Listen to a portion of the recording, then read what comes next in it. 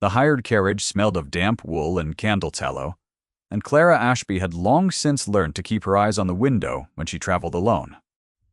London in the grey third week of November was not beautiful, but it was busy, and busy streets gave a woman in plain dress something to look at without appearing to look for anything.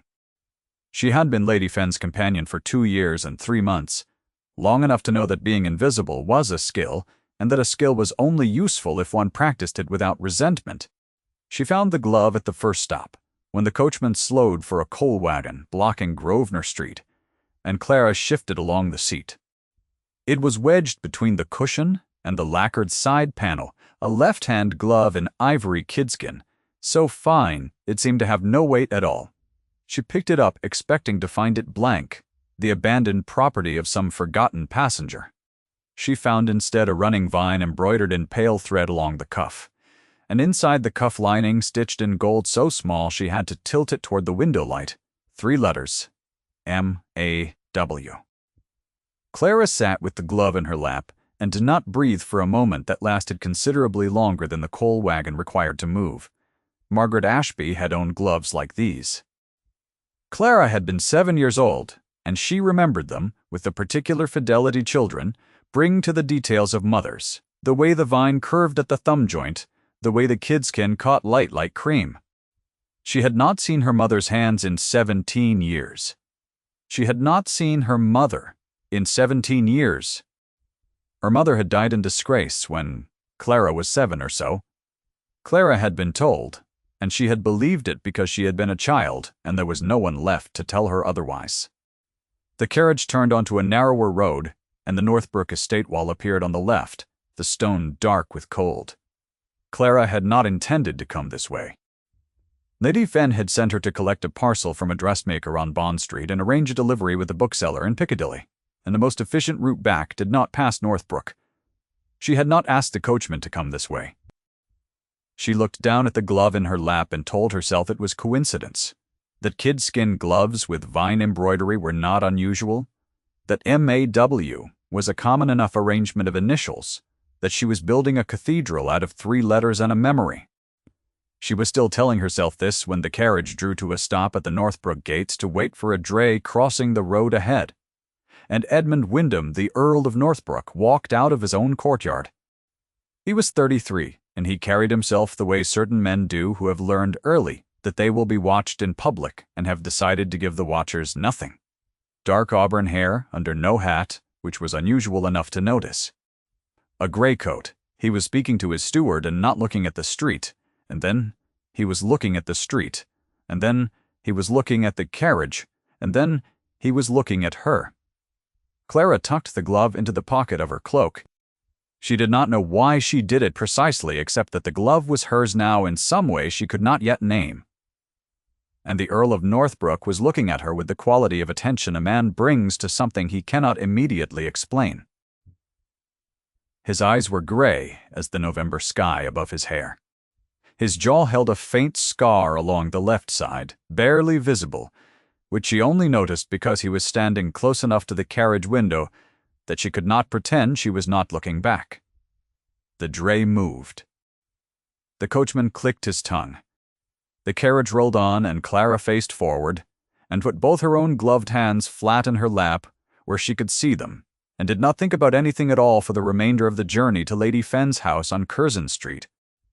She had been the daughter of a disgraced woman for as long as she could remember, and she was accustomed to carrying that fact quietly, the way one carries a stone in a coat pocket present at every step, familiar enough not to startle, heavy only when one chose to reach for it.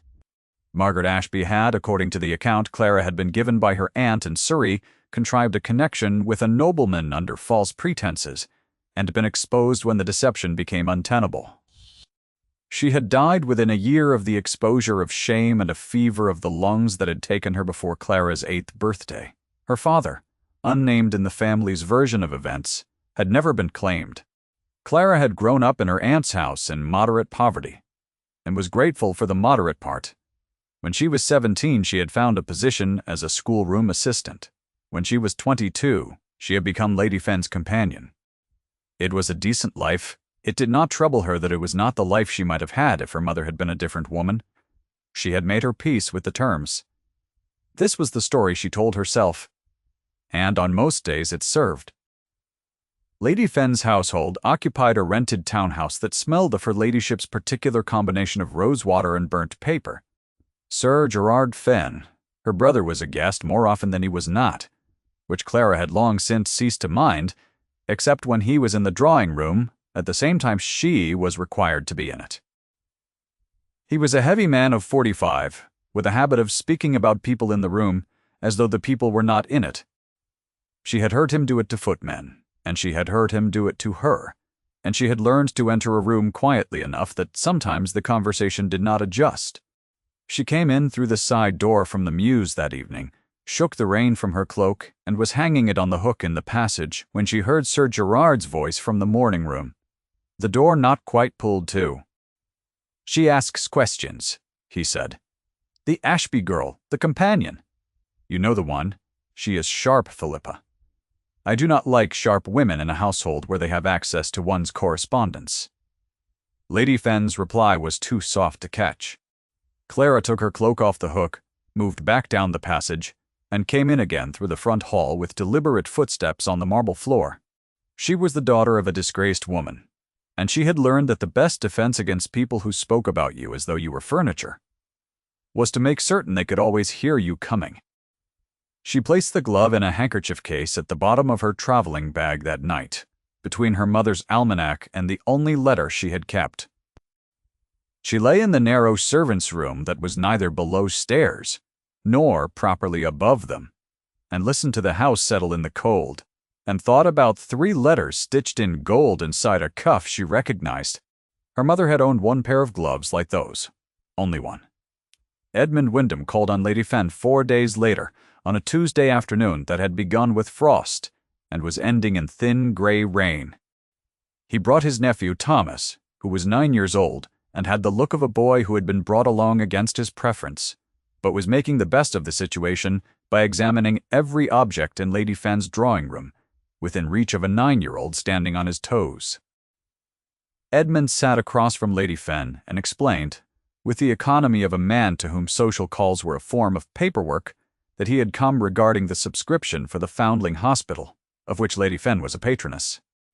Lady Fenn received this with the graciousness of a woman who knew perfectly well when a charitable subscription was a pretense and had decided to enjoy the pretense regardless. Clara stood near the window, with a portfolio of household correspondence that Lady Fenn had asked her to sort, which gave her a reason to be in the room and a reason to appear not to be listening. She was listening. The Earl of Northbrook did not look at her for the first 20 minutes. Then Thomas knocked a small porcelain dog from a shelf and reached to catch it, and the Earl's hand shot out first, catching it, and in the process he straightened and his gaze passed across the room and stopped. "You should sit," he said. Not to Thomas, not to Lady Fenn. Clara looked up from the portfolio. "You have been standing since I arrived," he said, and there was nothing impolite in the statement. It was simply observation and instruction in one breath, the way he might tell a groom to stand the horse down. Lady Fenn looked mildly charmed. Clara sat. Thomas immediately came to stand beside her chair and asked if she could identify the pattern on the porcelain dog, which she could not, which satisfied him because it meant he could explain it at length. She did not look at the Earl again for the remainder of the visit, but she was aware of exactly where he was in the room, with a specific, unhelpful accuracy with which the body tracks what the mind is trying not to. When he rose to leave, he said to Lady Fenn that he hoped they would meet at the Marchmont dinner on Thursday. Then he said to the room in general, and therefore to no one, and therefore in her direction, that the rain had stopped, as though she might not have noticed, as though the information were for her. She kept her eyes on the portfolio. She heard his footsteps cross the floor and Thomas's lighter ones beside them, and the quiet close of the door.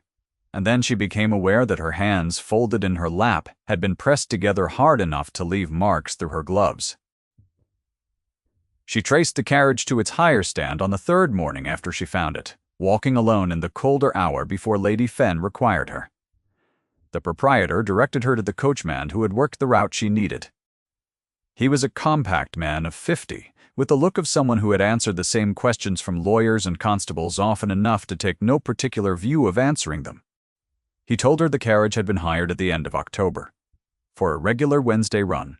A woman. Elderly. Paid in advance. Always cash. Always early. She was brought to a lane outside the city, past Islington, a cottage at the end of a track that the coachman described as having a green door and a garden that was not kept, though it might have been once. Clara asked if the woman had ever left anything in the carriage. The coachman said she hadn't. Then he looked at Clara with the mild assessment of a man reconsidering. He said, there was a companion with her some of the weeks. Not every week. The second woman was younger, always got out at the top of the lane rather than the cottage. A glove might have slipped from her pocket. Clara said she understood, and thanked him, and gave him the coin she had been holding since the previous block, because she had known, somewhere below the level of reason, that she was going to need it. She did not look up until she heard a step behind her and felt, with the particular acuity of someone who has spent 2 years paying attention to the quality of other people's attention, that she was being watched. He stood 30 feet away on the same pavement, at a complete and deliberate standstill, with his hat in his hand and his coat collar turned up against the cold and the unambiguous air of a man who has been watching long enough to have formed a considered opinion about what he was watching. She did not know how long he had been there. She did not know what she looked like from 30 feet away in the gray morning light, giving her last coin to a carriage coachman outside a hire stand on a street she had no obvious reason to be on. She knew what she would have thought in his position. That she was a woman conducting some kind of private investigation, which she was. He crossed the street. "You should not be here alone," he said not unkindly at this hour. "On this street I am not here for any improper purpose," she said, which was not precisely the objection he had raised. "I did not say you were." He looked at her for a moment with the gray steadiness that she was coming to recognize as his particular way of being interested in something without admitting it. "Where do you need to go?" She told him she was walking back to Curzon Street. "I will arrange a carriage," he said, and turned and did it, and stood with her on the pavement for the 4 minutes it took the carriage to come around, and did not ask her a single question about what she had been doing on that street at that hour. Which was either the courtesy of a gentleman or the patience of a man who had decided that the question would keep. She spent the ride back, deciding it was the courtesy and not the patience. The Marchmont dinner was on Thursday as announced, and Clara attended it, in her capacity as Lady Fenn's companion, which meant she sat at the far end of the long table between Lady Marchmont's elderly housekeeper and an untalkative clergyman. The Dowager Countess of Northbrook was present, seated at the near end where the important people sat, and she was exactly what Clara had imagined without ever having seen her. A woman of 59 who wore her position the way a general wears a rank insignia, as though it were a fact of physics, rather than a social assignment. Lady Marchmont, filling a brief pause in conversation, made the mild error of addressing Clara directly and using her Christian name, which Lady Fenn had employed within the Dowager's hearing, and the Dowager corrected it. "Miss Ashby," the Dowager said, with the pleasantness of someone closing a door, "is Lady Fenn's companion. Is that not right, Miss Ashby?" It was not phrased as a question. "I believe Lady Fenn's companion was Miss Ashby." One hears these things. The pause that followed was calibrated. One does wonder how companions manage the season. So many drawing rooms, so many names to keep straight. Lady Marchmont moved on with the graciousness of a hostess who recognized an execution when she saw one, and had the decency to look away. Clara said, "Quite so, my lady," and ate her soup, and did not look at the Earl of Northbrook, who was seated 6 places away, and whom she could feel, with the infuriating bodily certainty that had been following her since the drawing-room visit, looking at her. She found him in the Northbrook Library 2 weeks later, which she had not expected, because she had not expected to go to the Northbrook Library at all. Lady Fenn had a lending arrangement with Northbrook's collection, an old agreement, from a time when the families had been more socially adjacent, and Lady Fenn sent Clara to return 3 volumes and retrieve 2 others she had requested. Clara had been told the library was always accessible, and that the housekeeper would see to her. She had not been told that the housekeeper would be occupied with the delivery emergency, and that the Earl himself would be in the library at 3 o'clock, on a Wednesday afternoon in his shirt sleeves, reading at the large desk by the window. He looked up. He did not appear particularly surprised. He told her where to find the shelved volumes and went back to reading. She found the books. She spent longer than necessary cataloging the shelf. The library was warm and quiet, and smelled of leather and coal smoke, and she was aware of him the way she was always aware of him now. The particular gravity of a person who did not perform indifference, but simply was, genuinely, self-contained. She heard something fall. He said nothing, and she turned without meaning to, and saw him reaching for something on the floor beside the desk, and she saw what it was before he retrieved it. A miniature. A small oval portrait, in a frame of gilded wood, the kind that fit inside a breast pocket, the kind that men carried because they could not carry the person. He set it on the desk without comment. She said, "Whose is it?" He looked at her, then at the miniature. He said, "My father's likeness. I keep it." A pause. Not from sentiment. She waited. "From something closer to obligation," he said. He made a decision once, that I never questioned when I might have. I keep it to remind myself that not questioning has a cost. What decision? He set the miniature flat on the desk. He said quietly, with the evenness of a man who has rehearsed a fact for so many years it no longer costs him much to state it. "There was a woman, before my mother." He had conceived an attachment to a woman he met in London during his second season as Earl, a Miss Ashby. His voice did not change. When she was exposed, when it became clear she had been dishonest about her circumstances, when it was said there was a prior claim on her, he was devastated. He told me about her when I was 18. He was not a man who spoke of such things. I believe it was the only time I saw him weep. Clara's hands were very still on the book she was holding. "He wept," Edmund said, "because he had loved her, and she was gone, and the love had turned out to be built on deception. That was what he told me." He paused. "I have never found reason to doubt it." She looked at him and felt the careful architecture of 17 years shiver at its foundations.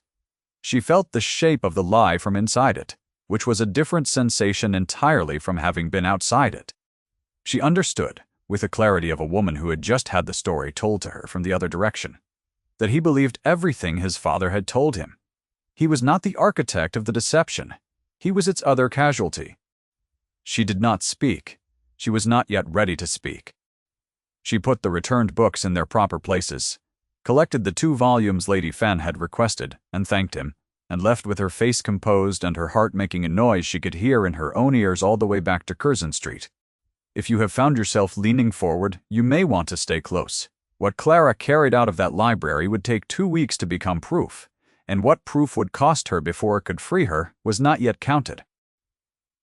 She had just begun to count.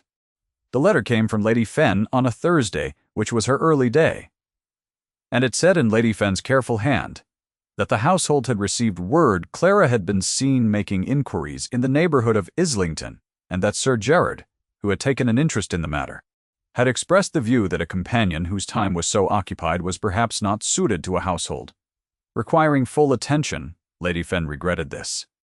She had enclosed a quarter's wages in advance, which was generous, and which Clara knew was genuine, and which changed none of the structural facts. She had no position. She had no address, beyond the rented room she paid for by the week, in a house on a street where no one who would recognize her lived. She had the glove, and she had the name M.A.W., and she had a coachman's description of a lane past Islington, and she had nothing else. Dorothea Wyndham came to the rented room that same afternoon. Clara did not know how she had found it. She supposed a woman with the Dowager's resources, and the Dowager's reach could find anything in London within 48 hours, if she chose to apply herself. The Dowager sat in the room's single chair with the composure of a woman visiting a patient who has been declared terminal and requires only the administration of the proper form. "You are clever," the Dowager said without preamble. I do not deny it. You have your mother's eyes and your father's capacity for stubbornness. And I say this as a statement of fact, not a compliment. Clara stood near the door. She said, "You knew my mother." "I knew your mother very well," the dowager said. She was a foolish young woman who allowed herself to fall in love with a man above her station, which is a thing that happens every season to dozens of girls, and which ends the same way every season, and which I am certain felt singular and real, and not at all the predictable error it was. She was also, I will grant, a woman of some warmth. Your father loved her. I am not able to pretend otherwise. A pause. What I am able to offer you is a resolution. £100 in a position secured through my recommendation at a house in Edinburgh, with the understanding that what you are looking for is not something that exists, and that continuing to look for it will not serve you or her. Clara thought about the glove in the handkerchief case. She said, £100 to stop asking whether my mother is alive. The dowager did not answer. I see, Clara said. Think carefully, the dowager said, rising. The life you believe you are rescuing may prefer the terms of its current arrangement. Not everyone who is hidden wishes to be found. After she left, Clara sat in the room for a very long time. Then Thomas's voice appeared below the window, outside in the street, which was not possible, and then it appeared more convincingly as a knock at the door, and she opened it, to find Thomas and behind him, at a proper and very deliberate distance, Edmund. Thomas said he had something to tell her. He said it very seriously, with the seriousness of a 9-year-old who had understood he was carrying important information, and had waited long enough to make certain he had it right. He said that yesterday afternoon the footman James had said something to the other footman, while Thomas was in the passage, and they had not known Thomas was there. He said the footman had said, "The dowager told Sir Gerard this morning that the Ashby girl, the companion, is more dangerous than she thought." Thomas looked at Clara to gauge whether this was as significant as he had decided it was. She told him it was, and thanked him, and put her hand briefly on top of his head, which he tolerated with the stoicism of a boy who had received worse. Edmund stood in the doorway with his hat in his hand. He said, "Thomas should not be here. I should have kept him at Northbrook." He said it in a tone that acknowledged he had brought Thomas, because Thomas would not have been left behind, and that this was a failure of authority he was prepared to own. "But since he has told you what he came to tell you," he said, "I wonder if you might tell me what I came to ask." She was very tired. She looked at him in the November light coming through the rented room's single window, this man who carried his dead father's miniature in his breast pocket, not from sentiment but from obligation, who had believed a story for 12 years, because the alternative was that his father had wept for the wrong reason, and she said, "I need to find a lane past Islington." "A cottage with a green door," he said. "I know where that is." The cottage was a 40-minute drive from the city, on a road that went past the last farms before the open country began to show itself in gray and brown. Edmund drove the phaeton himself. Thomas was at Northbrook with the housekeeper, left behind this time with less resistance than usual, perhaps because the boy had the social instincts of a child who knew when the adults needed the carriage to themselves. The lane was exactly as the coachman had described, rutted, lined with bare hedgerow, ending at a low cottage, with a door that had once been green, and still was, if green meant the color a thing becomes when it has been weathered for a long time without renewing. A garden in front that had been tended once and was resting. Clara told Edmund to wait. He waited. She knocked. A pause. Then footsteps, light and slow. The footsteps of a woman who had learned to be careful about who knocked at her door. The door opened 6 inches. The woman who looked at her was 61 years old. She was thin in the way that illness makes a person thin, and her hair was entirely white, and her eyes were dark and familiar in the way that the mirror makes some things familiar. She looked at Clara for a long moment, in which Clara did not breathe, and then she said, "Oh," very softly. The way one says a word when one has been waiting 17 years to say it and finds, when the time comes, that a single syllable is sufficient. Her name was Margaret Wyndham. She had been calling herself by her maiden name for 12 years, because it was safer, and because she had been advised to by a solicitor. Her husband's family had engaged on her behalf, which in practice had meant on the family's behalf. She had a Bible, the ordinary kind, with a cloth cover, worn thin at the corners and a pressed flower between the pages and between other pages, a single document that she had been holding since her husband died, and which she had not known what to do with. Being a woman alone, in a cottage with a green door and no means of compelling anyone to believe her, she put it in Clara's hands. It was a marriage certificate. The names at the top were her mother's, and beside it the late Earl of Northbrook House, dated the 14th of February, 1802. Witnessed and signed by a vicar whose name Clara did not recognize, and a witness who signed himself G. Fenn. She stood in the cottage, with the document in her hands, and heard, through the thin walls, the sound of Edmund getting down from the phaeton. She went outside. He was standing at the gate, not having come through it, which was the correct and formal thing to do when one was waiting for a woman at a strange cottage. She held out the certificate. He read it. He read it again.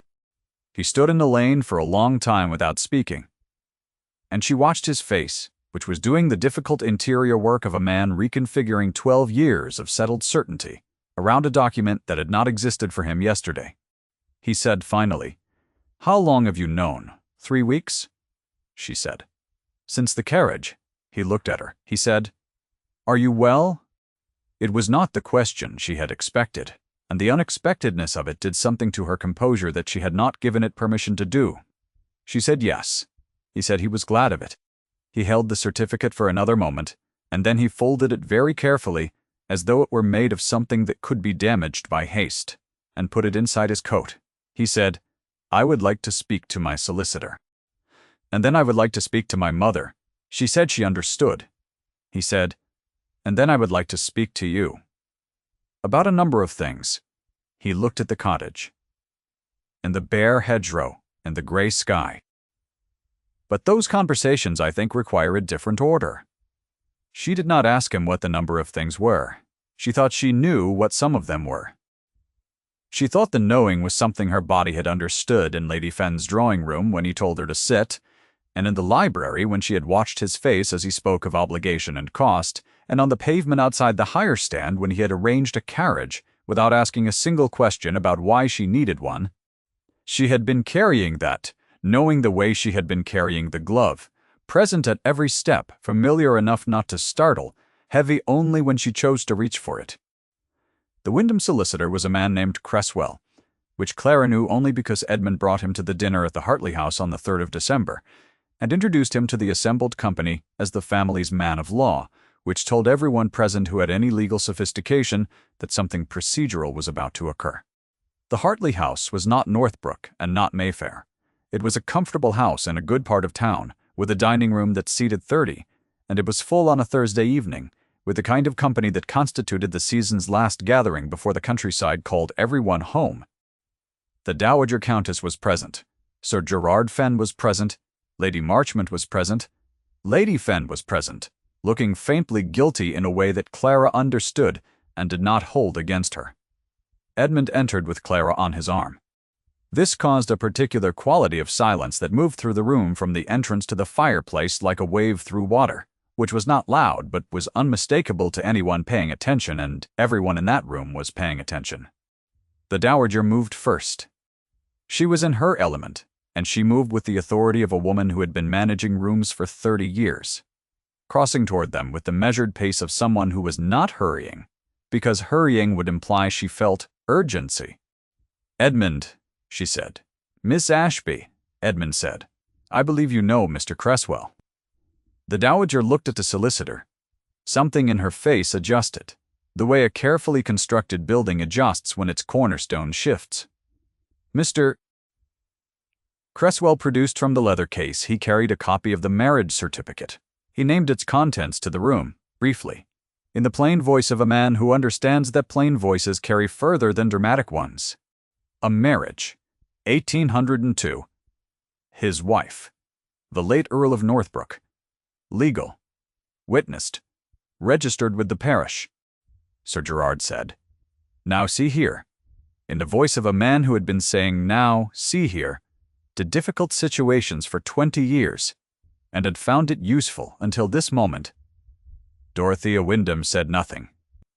Her fan, which she had been holding at the measured height that was her signature, came down to her side. Edmund turned to the room. He said, clearly and without raising his voice, the single sentence he had planned for this moment. "Her name is Clara Wyndham, and she has been so for 24 years. The room received this. The room does not always receive the truth gracefully, but it received this in the silence that follows a thing that was, in retrospect, always true, and was only now being admitted. Dorothea sat down. She sat down with the careful deliberation of a woman who is choosing to sit rather than being made to, which was the only form of dignity available to her now, and Clara thought, she is not a villain. She is a woman whose arrangements have failed and she knows it. And she is sitting down. Sir Gerard left the room. Mr. Cresswell made procedural notes. Edmund looked at Clara with the gray steadiness that was, she had come to understand, his version of warmth. He said low enough for only her, "I would ask, if you are willing, to be that name's future as well as its past." She did not answer immediately, because she had spent 24 years not expecting to be asked, and the business of expecting something new required a moment of adjustment. She said eventually, "I think I am willing." He offered his hand. She took it. Her mother came to London in the spring, which was late enough that the air had turned mild and the parks had begun to look as though they meant it. Edmund had arranged a house in a quiet street in Kensington, not large but sound, with a garden that had been kept, and a parlor that received the afternoon light. Mrs. Stoud, Ruth Partridge, who had been the woman in the carriage all those months, who had been the one connection her mother had kept to a world that knew her, came as well, and ran the household with the efficiency of a woman who had been managing difficult situations with grace since before Clara was born. They had gone to the cottage, first, Edmund and Clara together, to introduce him to her mother. Edmund had stood at the gate of the green-doored cottage with his hat in his hands, and Clara had watched her mother look at him for a long time, without speaking. She could not know what her mother saw in his face. She thought perhaps her mother saw something of his father, and also something that was entirely his own, and that the combination was complicated, in the way that only time and loss make things complicated. He had said, "I regret that I did not ask sooner." Her mother had said, "You were 18, and your father was weeping. I do not know that I would have asked sooner, either." They had come in out of the cold, and Ruth had made tea, and Thomas, who had insisted on accompanying them, had examined the cottage's single bookshelf with the thoroughness that was his particular approach to new environments, and had found a book of botanical illustrations that Clara's mother had owned for 30 years, and had asked to borrow it and been told, yes. In the Kensington garden, in the thin bright warmth of the following March, Clara walked beside Edmund in the space where the rose bed would be once someone got around to it, and was in no particular hurry. He had taken her hand at the Hartley House dinner, and had not entirely stopped since then, in the quiet incremental way of a man who approached things with care and intended, having approached them, to keep them. She thought about the glove. She had both of them now. Her mother had kept the right-hand glove in a drawer in the cottage for 12 years, through the moves the family had made her make when London became inconvenient and the country became safer, and through the return when the last of the family's pressure had run out with the old Earl's death, and Dorothea's attention had been spread thinner than she knew. The right glove and the left glove, a pair again, ivory kidskin with vine embroidery, MAW stitched inside both cuffs in gold thread that had kept its color better than most things that age. Clara had not shown Edmund the glove until the first week of the new year, when it had seemed like the right moment. He had held both of them in his large hands for a considerable time, turning them over, reading the initials, and had said nothing, which she understood was his version of being moved. He had given them back to her carefully, the way one returns something that belongs precisely where it came from. The lie had needed a carriage, and a hired seat, and a woman in a hurry who had put a glove down for one moment, and not picked it up again. 12 years of careful construction, undone by a small human error, which was perhaps how lies generally failed in the end. not through investigation or confrontation, though those helped, but through the simple fact that maintenance is exhausting, and even the most careful arrangements eventually let something slip. Edmund's hand was warm through her glove. The garden smelled of cold earth and the possibility of something beginning. Her mother was visible through the parlor window, seated in the chair that received the afternoon light, reading with the ease of a woman who had stopped expecting the knock at the door that would require her to be someone other than who she was. Clara thought, this is what it looks like when a thing is over. Not the ending.